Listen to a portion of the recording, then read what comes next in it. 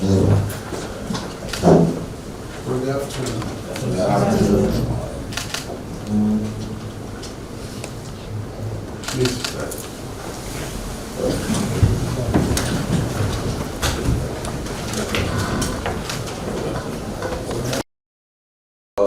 Your inauguration speech spoke to fuel removal, both reforms that the NESG and many others have been asking for.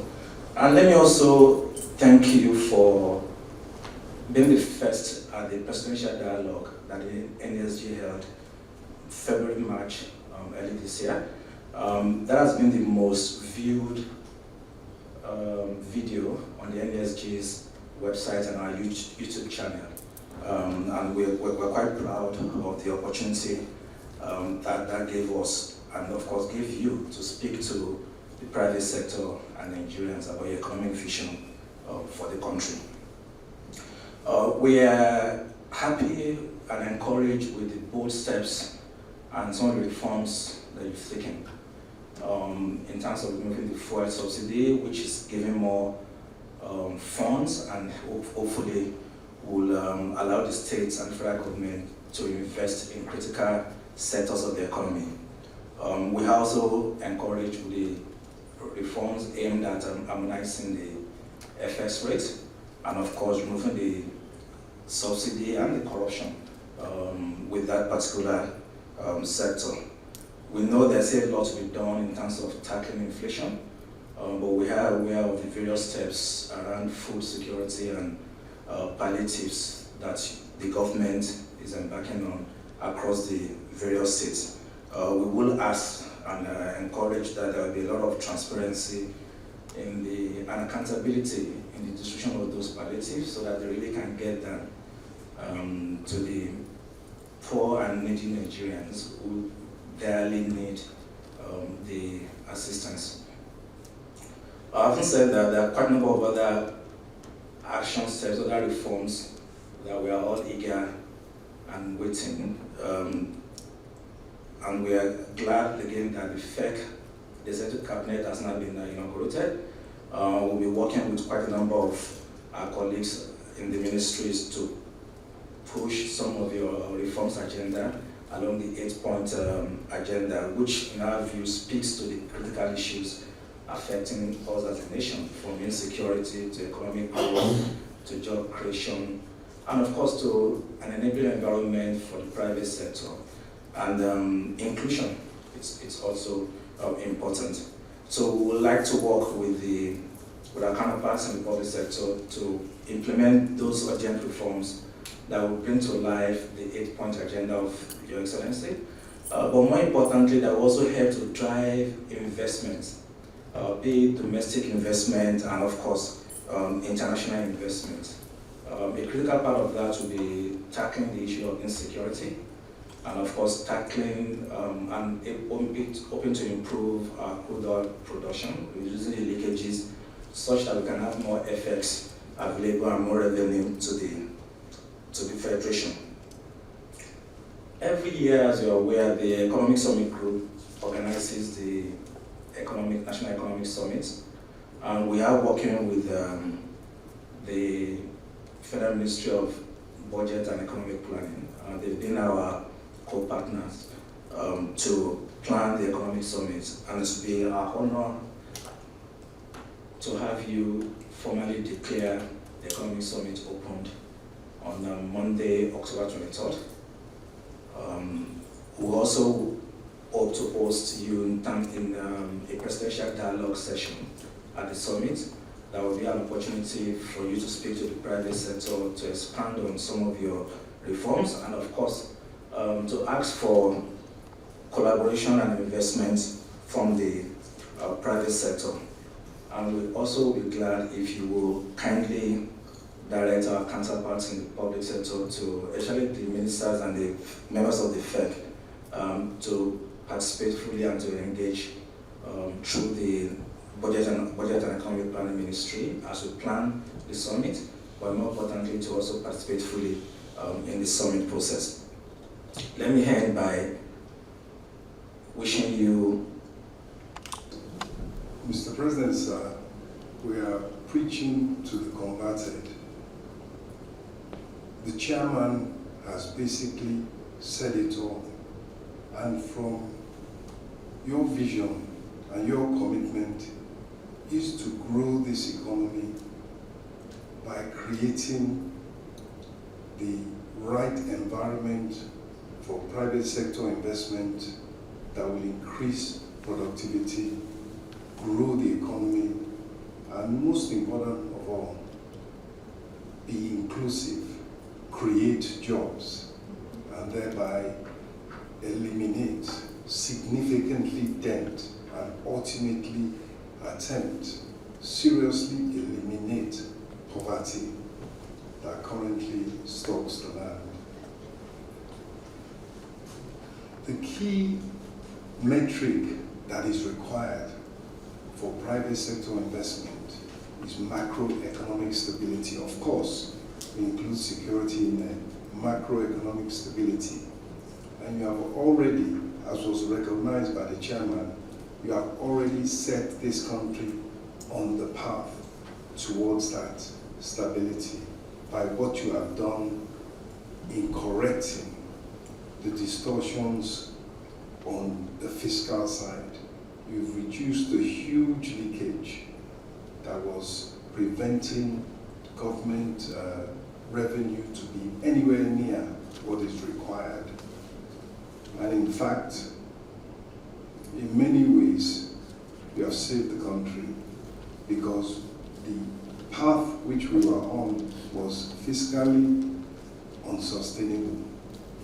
Not only had it threatened the government budget, it was threatening the major corporation, NNPC. So it is where we go from here that matters. And as rightly been pointed out, inflation is a key issue that has to be systematically dealt with so that investment can flow. And I think the opportunity of the summit and interaction between your ministers and the leading players in the private sector will speak to how we can get to where we need to have rapid, sustained, and inclusive growth, which is your vision for Nigeria. Thank you, sir. Our president at the NESG, we promised you engagement, and I'm sure this demonstrated commitment to that promise. And equally, in that interaction, we as Mr. President expounded our ambition for a double-digit growth. Despite the challenges, we believe that the ingredients for a double-digit growth economy are being set by Mr. President. And therefore, we want ideas and suggestions that will complement what we have said in that and these engagements, so that we will expound our strategy for double-digit growth. And just on one of the requests, Your Excellency, Mr. President, I've already met with the NESG, and we offered our commitment to participate with them in ensuring that the summit is a success. Thank you, Your Excellency. President.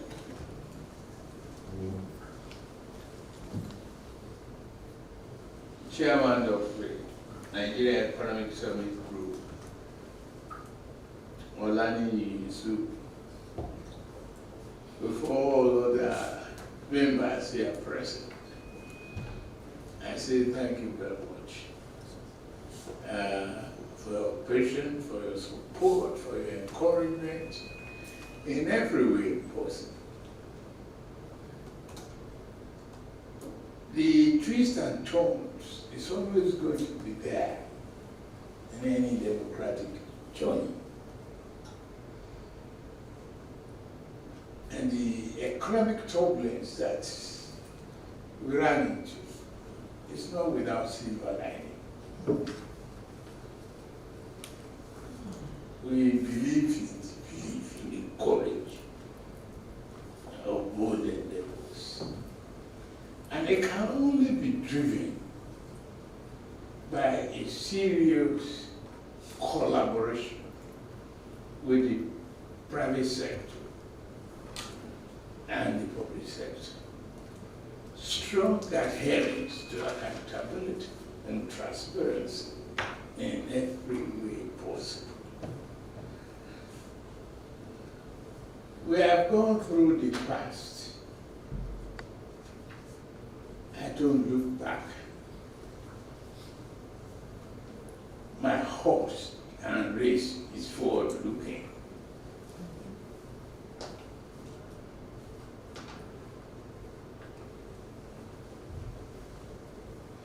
And when you look at the country,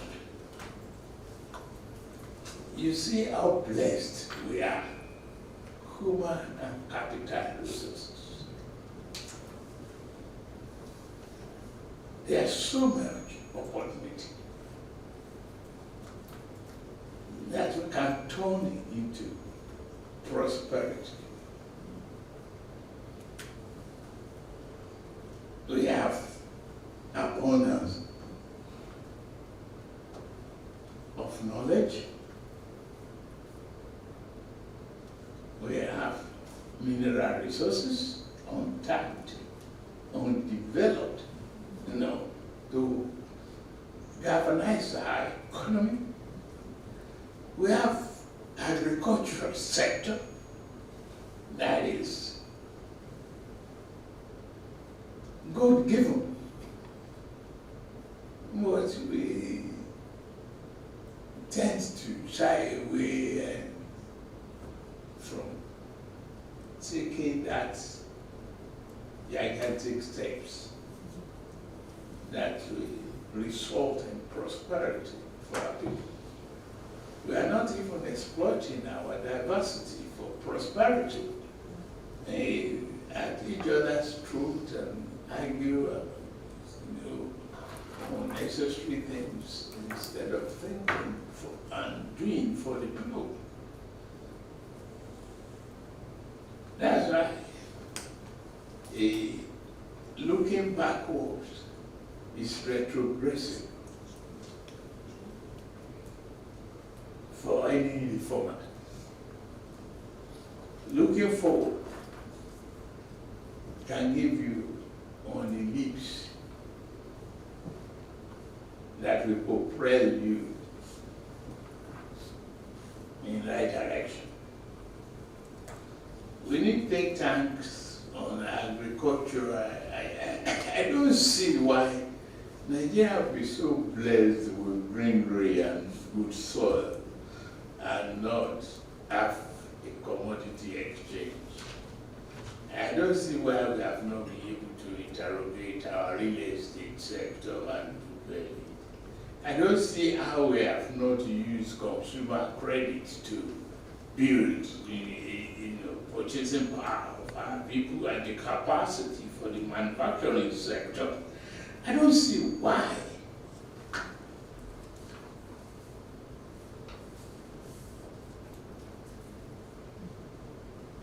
Extremely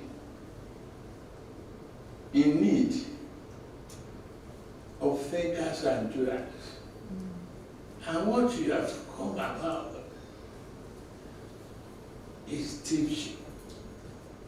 Nigerian Economic Summit Group will not be, if you don't believe in being one team that can bring Nigeria to the land of promise. But we must cure our advantages in the economic path. We must cure it. No matter how bitter the tablet or the medication is, take it and move on to build the path for tomorrow for Nigeria. The renewable agenda is a commitment that we are not going to shy away from. When hope is gone, every other thing is out. But as long as we can renew in that group, believe me, collaborate with others, you'll find that we can all succeed together. And that's what I'm all about. You know, we see the caricature of democracy and the problem of the tight leadership in the continent, and yes, democracy is challenged, so what? It's managed by the people, only for the people. I must be by the people.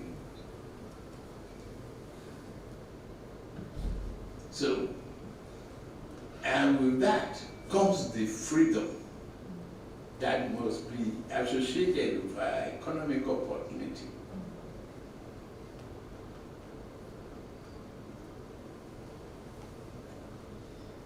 If the grass is green on my backyard, I will to expand it.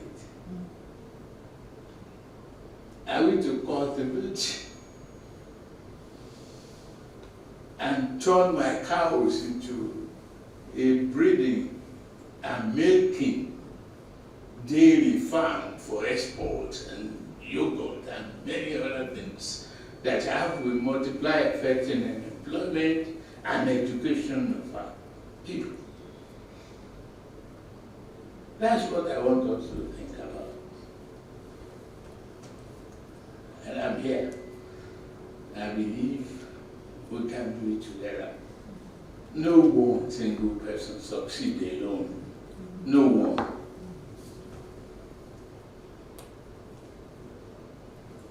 So Nigeria is in our hand. I used to know the different leadership of Nigerian Economic Summit Group, and it changes. The world is dynamic, the environment is dynamic as well. We are confronted with climate change and many other challenges.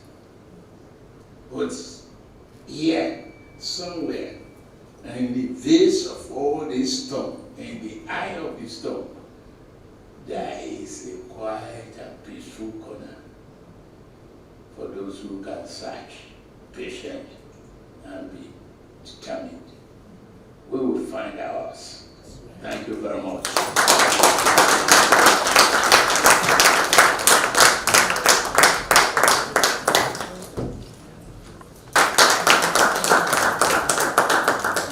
Thank you, sir.